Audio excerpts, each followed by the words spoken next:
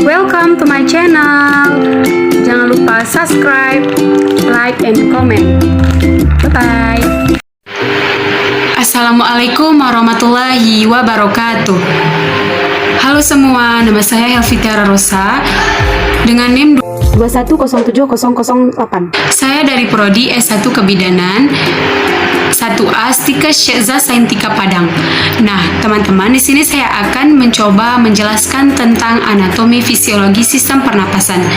Selamat menyaksikan. Nah, di sini terdapat pengertian dari pernapasan atau respirasi. Apa itu pernapasan atau respirasi? Pernapasan atau respirasi merupakan peristiwa menghirup udara dari luar yang mengandung oksigen serta menghembuskan udara yang banyak mengandung karbon dioksida sebagai sisa dari oksidasi keluar dari tubuh. Penghisapan udara disebut inspirasi, sedangkan menghembuskan udara disebut dengan ekspirasi. Nah, teman-teman, ini adalah contoh gambar dari sistem pernapasan. Sekarang kita masuk kepada organ sistem respirasi. Organ sistem respirasi ini terbagi menjadi dua. Yang pertama ada organ sistem respirasi bagian atas dan ada organ sistem respirasi bagian bawah. Organ sistem respirasi bagian atas ini ada 4. Yang pertama hidung, faring, laring, trakea. Sedangkan organ sistem respirasi bagian bawah itu ada 3, paru-paru, bronkus, dan alveoli.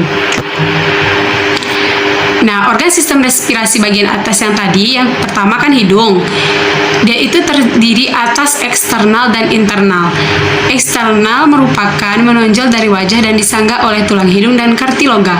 Sedangkan internal, rongga berbolong yang dipisahkan menjadi rongga hidung kanan dan kiri oleh pembagi vertikal yang sempit, yang disebut dengan septum.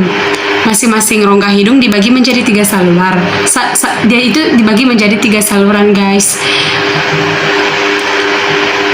Yang kedua ada faring. Faring merupakan saluran yang memiliki panjang kurang lebih dari 13 cm yang menghubungkan nasal dan rongga mulut kepada laring. Nah, laring pada dasarnya terdiri menjadi 3. Yang pertama ada nasolaring, yang kedua ada orofaring, yang ketiga ada laring orofaring.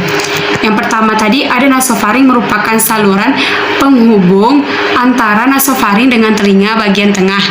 Yang kedua, orofaring merupakan bagian tengah faring antara palatum, lunak, dan tulang hyoid. Yang ketiga, ada laring orofaring, merupakan posisi terendah dari faring pada bagian bawahnya. Sistem respirasi menjadi terpisah. Sistem digestil. Makanan masuk ke bagian belakang, esophagus, dan udara masuk ke arah depan, masuk ke laring. Nah, ini merupakan contoh gambar dari faring. Selanjutnya ada laring. Laring merupakan tersusun atas 3 kartilago, 6 kartilago kecil, dan 3 kartilago besar. Nah, kartilago terbesarnya adalah kartilago tiroid yang terbentuk seperti kapal. Bagian depannya mengalami penonjolan dan di dalamnya ada pita suara. Dan ini adalah contoh dari gambar dari laring. Laring juga disebut sebagai kotak suara. Habis itu dia tuh berfungsi sebagai produksi suara, yaitu laring sebagai katup menutup selama menelan untuk mencegah aspirasi cairan atau benda padat masuk ke dalam tracheobronchial, dan laring sebagai katup selama batuk. Selanjutnya ada trakea.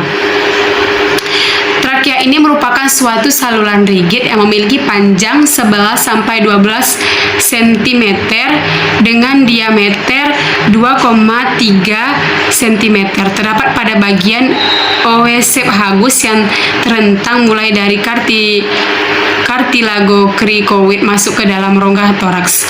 Habis itu, trakea ini tersusun dari 16 sampai 20 cincin tulang rawan berbentuk huruf C yang terbuka pada bagian belakangnya. Nah, ini adalah contoh gambar dari trakea. Contoh. Nah, sekarang kita masuk kepada organ sistem respirasi bagian bawah.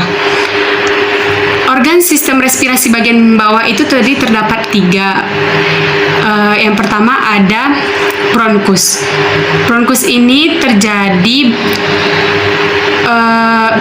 menjadi bronkus kanan dan bronkus kiri, disebut bronkus lobarus kanan atau 3 lobus, dan bronkus lobarus 2 bronkus.